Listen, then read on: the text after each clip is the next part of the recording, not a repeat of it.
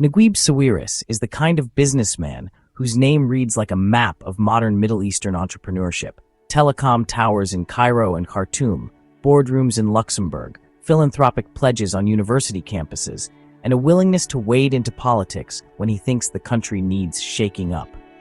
Born into a family already building its fortune, Sawiris did not inherit a static empire so much as a set of tools, an engineering education, an appetite for risk, and a knack for turning local opportunity into global presence.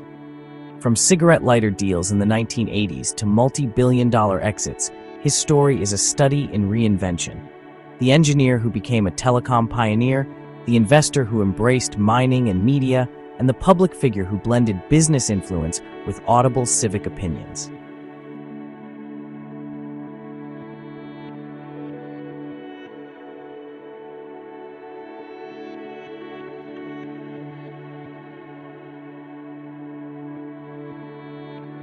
He arrived in the world in mid-1954 in Cairo, into a Coptic Christian family that already bore the entrepreneurial stamp of his father, Onsi Sawiris. The household focused intensely on work, discipline, and independence, lessons that Naguib would carry into a career that mixed technical savvy with a risk-taker's boldness. He trained as an engineer, earning credentials in mechanical engineering and further technical administration studies in Europe, which gave him a firm grasp of systems thinking and project management at a time when Egypt's private sector was still finding its feet. Those early technical skills would prove formative. Telecom networks are, after all, complex systems where engineering decisions ripple into strategy, regulatory fights, and capital markets. If a single move set the arc of his public life, it was his role in building Orascom's telecom arm and internationalizing it across emerging markets. During the 1990s and 2000s, Naguib steered Orascom Telecom into rapidly growing regions: North Africa, the Middle East, and parts of sub-Saharan Africa, where mobile phone penetration was exploding, regulation was malleable, and first-mover advantage could translate into market dominance.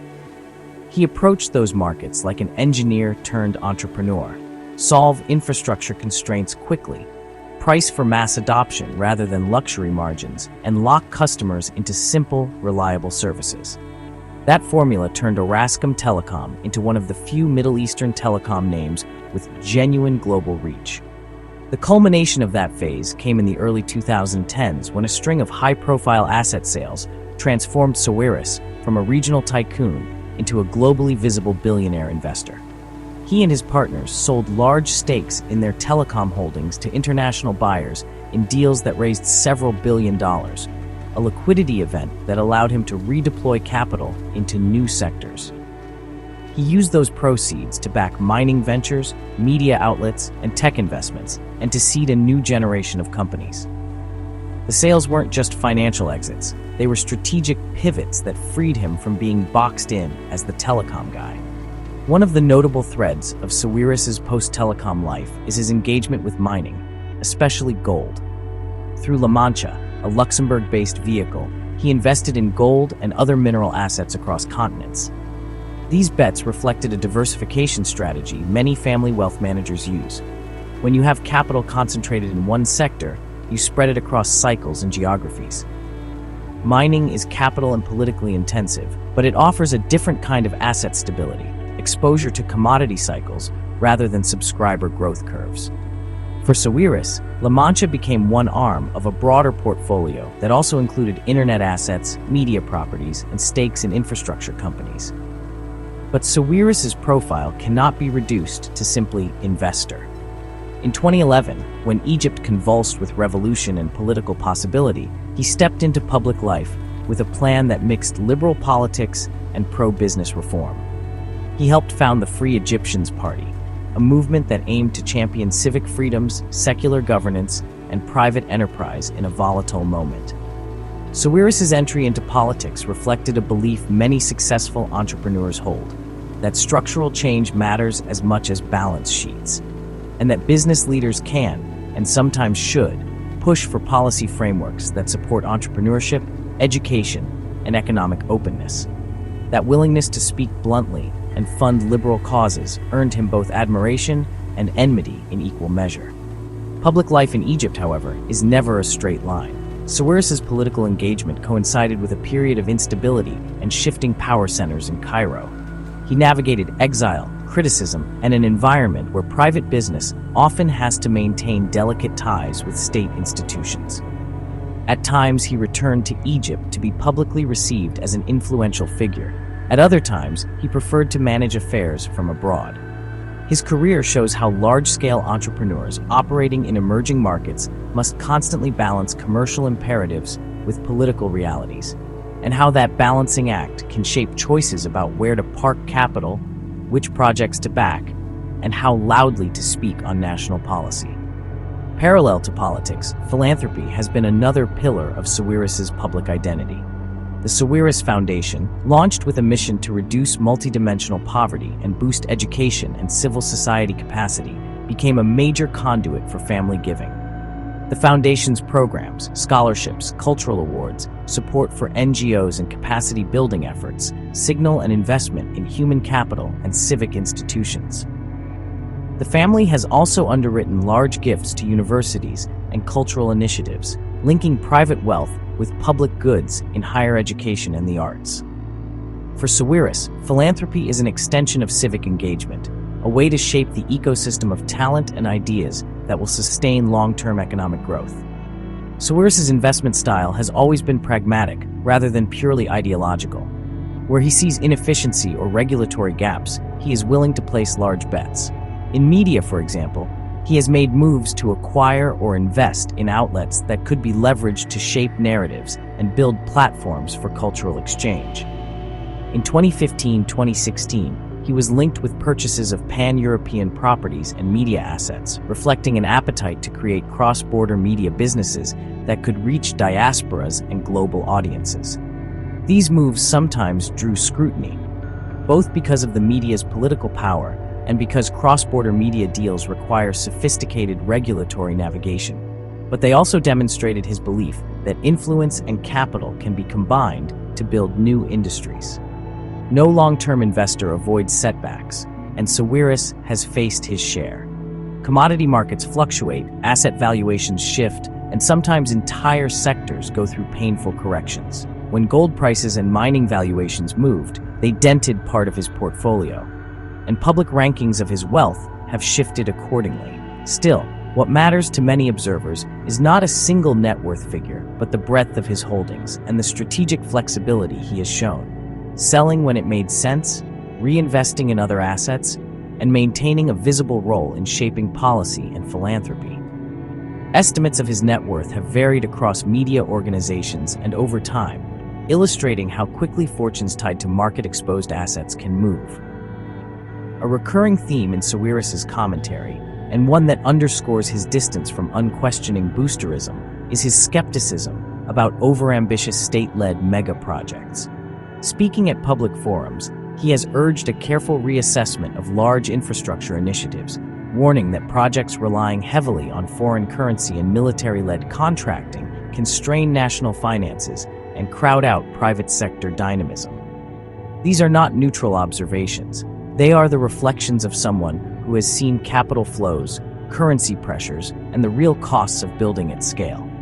His public critiques underscore the idea that running a country's economy is, for him, not just about headlines and monuments, but about sustainable balance of payments and an environment where private companies can thrive. Family is part of any Sawiris story.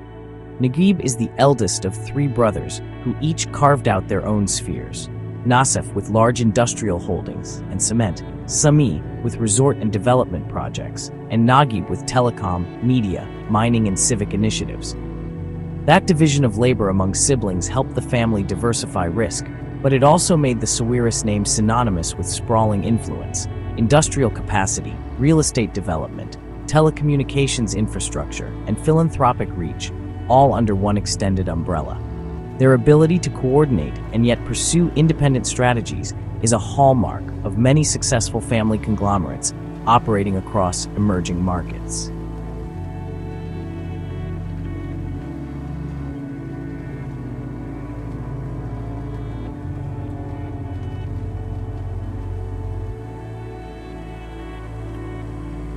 He's also the kind of figure who likes to surprise those who reduce business to spreadsheets.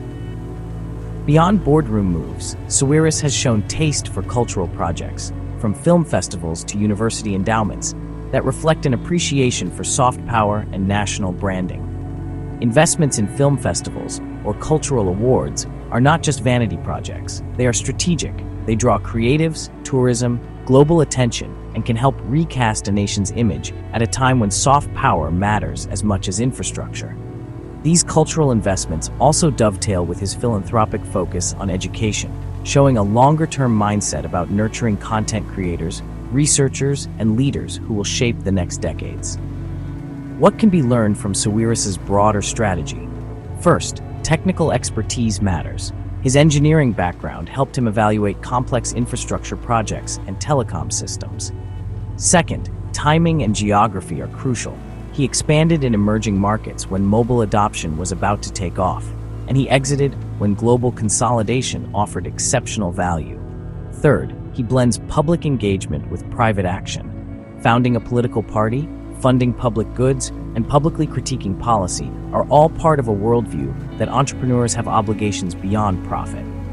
Finally, risk diversification, moving from telecom into mining, media, and finance, demonstrates how large creators of capital preserve long-run influence even as specific industries cycle. There are also cautions embedded in his story. Operating at the intersection of business and politics in a country like Egypt requires constant diplomacy. Ambitious projects, especially those with heavy foreign currency requirements or military contracting, can create fragility if macroeconomic conditions sour. And public entrepreneurs who step into political life invite scrutiny that can complicate commercial dealings. Sawiris has weathered those dynamics, but his experience is a reminder that scale and influence in emerging markets bring both opportunity and exposure. As of recent years, Sawiris remains a visible figure, active in boardrooms, present at conferences where he offers blunt assessments of national economies, and still involved in philanthropic projects that target education and social development. Whether he is restructuring old holdings to align with new market realities or doubling down on cultural investments that reshape national narratives, he acts with the long horizon of a founder who knows how to convert one era's exit into the next era's asset base. Observers who track his moves tend to watch both what he buys and what he criticizes, the twin signals of where he thinks capital should flow and what policy shifts he believes are necessary. A final thought on legacy. Some entrepreneurs are remembered for a single dominant achievement: the factory, the app, the IPO. Naguib Sawiris' legacy is more composite. It's the telecom towers that accelerated connectivity in entire countries, the multi-market exits that funded new visions, the foundation grants that seeded schools and creative projects, and the willingness to speak about policy in a frank, sometimes controversial way. His story is not just dollars and assets. It's also the story of how business leaders in emerging economies try to shape institutions, civic life, and national priorities while building wealth. In that sense, his life is as much about shaping ecosystems as it is about building companies. If there is an enduring lesson from Sawiris' arc, it is this: the most consequential entrepreneurs do more than chase profit. They build systems, technological, civic, cultural, and when those systems are under stress, they are often the first to voice the reforms they think necessary. Whether you admire him for his pioneering moves in telecom, his philanthropic commitments, or his blunt policy critiques, Naguib Sawiris' biography is a study in how capital, ideas, and civic engagement can be braided together to reshape both markets and society. And for those watching emerging market entrepreneurship, his career is a rich case study in the opportunities and trade-offs of building something of enduring scale.